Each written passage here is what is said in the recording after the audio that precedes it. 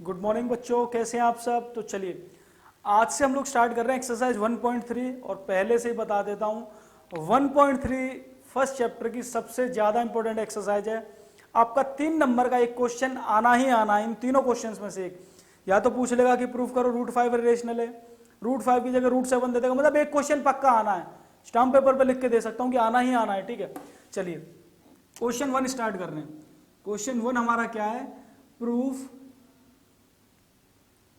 √5 is irrational. तो देखिए इसको करने का एक सिस्टमेटिक वे है, एक तरीका है। तो कुछ स्टेप्स आपको याद रखनी पड़ेंगी। कोशिश करूंगा चाहे 2 मिनट ज्यादा लगे आपको अच्छे से समझ आए। हमें ये इरेशनल प्रूफ करना है तो हम लोग क्या करेंगे, पहले इसे रेशनल मान के चलेंगे। क्या मान के चलेंगे? इसे रेशनल। और बाद में ये प्रूफ होगा कि हम लोगों ने रेशनल माना था, इसे गलत माना था। तो लास्ट में क्या प्रूफ हो जाएगा? इरेशनल। यार सोचो ना, हमें इरेशनल प्रूफ करना है। अगर मैं इसे रेशनल मान लूं और लास्ट में पता पड़े कि यार मैंने तो इसे गलत माना था, तो इट मींस इरेशनल ही तो हो गया। चलिए सॉल्यूशन करते हैं इसका। Assume √5 is rational. √5 हमारा रेशनल के बराबर है, यानी √5 को मैं a/b के बराबर मान सकता हूं, क्योंकि रेशनल नंबर a/b की फॉर्म में होते हैं। अच्छा एक बात और बताना चाहता हूं मैं आपको यहाँ रेशनल नंबर के बारे में।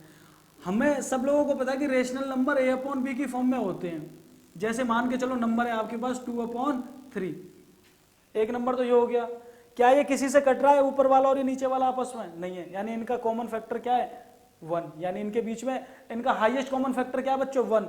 तो यानी अगर ये 2/3 किसी से भी नहीं कट रहा तो ये 2 और 3 आपस में कैसे हो जाएंगे? कोप्राइम्स।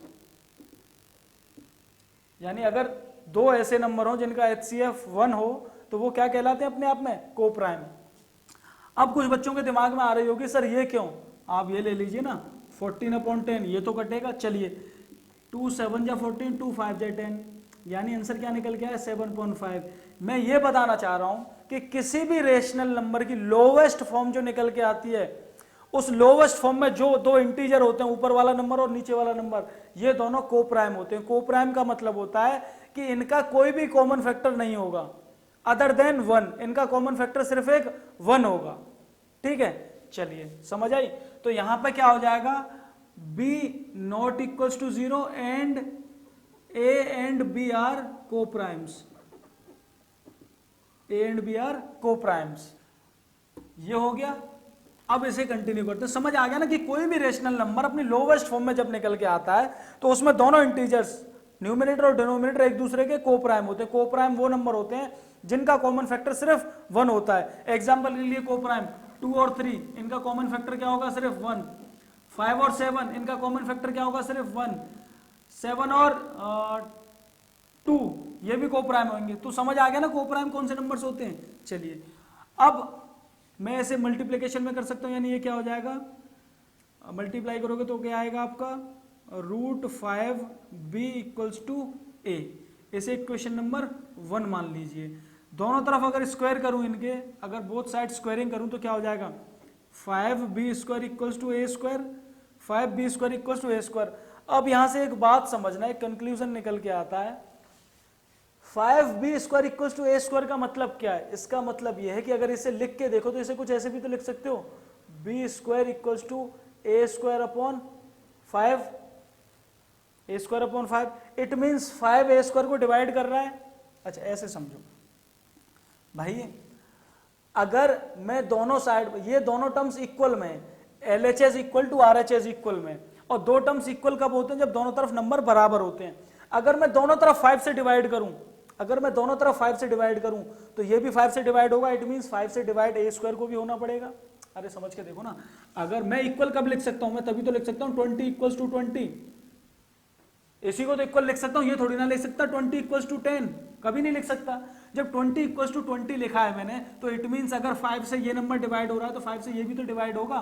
तो मैं वही बताना चाह रहा हूं कि अगर मैं 5 से दोनों तरफ डिवाइड करूं तो 5 से b² भी डिवाइड हो रहा है, तो 5 से a² भी डिवाइड होगा।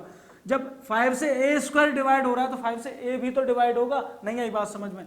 a को अगर मान के चलो मैं 10 मान लेता हूं, ए को मैं क्या मान लेता हूँ 10, तो 10 का स्क्वायर अगर 5 से डिवाइड हो रहा है, 10 का स्क्वायर का मतलब क्या, ऐसे आप ऐसे भी तो लिख सकते हो 10 इंटू 10, यानी जब 5 से ये पूरा 10 स्क्वायर डिवाइड हो रहा था तो एक 10 हटा दो तो 5 से 10 भी तो डिवाइड होगा। ये एक थ्योरम है आपके कि अगर कोई p आपका एक इंटीजर है और उससे पूरा a स्क्वायर डिवाइड होता है तो उस p से a भी डिवाइड होगा। तो आप यहां क्या लिख सकते हो, if 5 divides a square then a is also divisible by 5। जब 5 से a स्क्वायर डिवाइड हो सकता है तो 5 से a भी डिवाइड होगा। इसका मतलब क्या हुआ, इसका मतलब ये हुआ कि 5 इसका एक फैक्टर है, 5 इसका एक फैक्टर है। चलिए अब आपको ये तो समझ आ गया कि a स्क्वायर से जब 5 डिवाइड हो रहा है, यानी a स्क्वायर जो नंबर है ये 5 से डिवाइड हो सकता है, a स्क्वायर 5 से डिवाइड हो सकता है। तो सोच के देखो a स्क्वायर की वैल्यू क्या क्या हो सकती है। सबसे छोटी वैल्यू 5 हो सकती है, सबसे छोटी वैल्यू 5 स्क्वायर, यही तो कर सकते हो, 5 का स्क्वायर डिवाइडेड बाई। दूसरी वैल्यू उसकी क्या हो सकती है 10, तीसरी वैल्यू 15। इसका मतलब ये कि a स्क्वायर जो होगा ये 5 का मल्टीपल ही होना चाहिए, ए स्क्वायर क्या होना चाहिए 5 का मल्टीपल ही होना चाहिए। देखिए पहले ही बता रहा हूँ क्वेश्चन थोड़ा सा टफ है तो तरीके से समझो क्वेश्चन।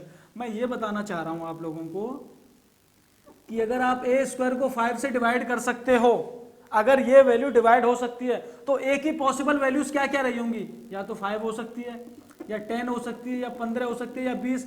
मतलब ये 5 का मल्टीपल ही होना चाहिए, 5 का क्या होना चाहिए मल्टीपल ही। तो मैं क्या मान लेता हूं, it means a equals to 5c मान लेता हूं, जहां पे कि c क्या होगा, c इज एनी इंटीजर। मतलब इंटीजर का मतलब हो गया कि अगर ये वैल्यू माइनस में भी होंगी तब भी डिवाइड होंगी।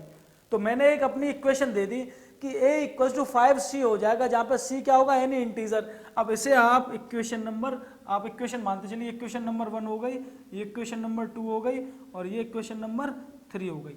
अब मैं क्या करता हूं, putting equation number 3 in equation 1, put equation 3 इन 1, 3 को 1 में पुट करता हूं तो a की जगह क्या आ जाएगा 5c, यानी root 5b equals to 5c। कोई दिक्कत बच्चों यहां तक। अब अगर इसे पूरे को मैं स्क्वायरिंग करूं, ऑन स्क्वायरिंग क्या हो जाएगा, ये 5b स्क्वायर इक्वल्स टू इसका स्क्वायर होगा तो 25c स्क्वायर। अब इसे और लोवेस्ट फॉर्म में आप कैसे लिख सकते हो, दोनों तरफ 5 से डिवाइड कर दोगे तो क्या हो जाएगा b square equals to 5c square, b square equals to 5c square, यानी यहां पे मैंने डिवाइड बाई 5 कर दिया। अब देखो एक बात, अभी आप इसे और 5 से डिवाइड होगा, मतलब ये वाली RHS ये वाली टर्म तो 5 से डिवाइड हो सकती है। जब ये 5 से डिवाइड हो सकती है तो इट मींस डिवाइड ऐसे भी होना पड़ेगा, मींस b स्क्वायर भी 5 से डिवाइड हो सकता है, हाँ या ना। सेम वही रिपीट कर रहे हैं जो हमने यहां पे रिपीट किया था प्रोसेस। तो आप लिखोगे if b square is divisible by 5 then b also divisible by 5। इसे इक्वेशन नंबर 4 मान लीजिए आप लोग। बस क्वेश्चन खत्म आपका। खत्म कैसे हो गया अब देखिए हमने क्या माना था, हमने माना था रूट 5 एक रेशनल नंबर है और रेशनल नंबर किसके बराबर है, a अपॉन b के बराबर। हमने ये मान के चला था और हमने एक और चीज मानी थी कि a और b क्या है, कोप्राइम। कोप्राइम मतलब इनका फैक्टर सिर्फ 1 होगा, इनका फैक्टर सिर्फ 1 होगा। लेकिन यहां तो भाई 5 भी निकल के आ गया। देखो from equation number 2 and 4, from equation 2 and 4 our assumption is wrong because a and b both have 5 as a factor, so root 5 is irrational। नहीं यही बात समझ में, समझो। देखो हमने माना था रूट 5 एक इरेशनल नंबर और irrational number a upon b के बराबर है, और हमने ये भी माना था कि a और b कैसे कोप्राइम नंबर्स। कोप्राइम मतलब इनका जो कॉमन फैक्टर है सिर्फ 1 होगा। कोप्राइम तो वही होते हैं जिनका एक ही कॉमन फैक्टर हो, लेकिन यहाँ तो 5 भी निकल के आ गया। इट मीन्स a और b कोप्राइम नहीं थे। जब a और b कोप्राइम नहीं थे तो ये रेशनल भी नहीं था, तो इट मीन्स क्या हो गया, ये इरेशनल नंबर। समझ आया, अच्छा क्वेश्चन है। नहीं समझ आया तो आप एक बार मुझे व्हाट्सअप करके बताना, मैं कोशिश करूंगा किसी और तरीके से आप लोगों को समझाऊं। Thank you.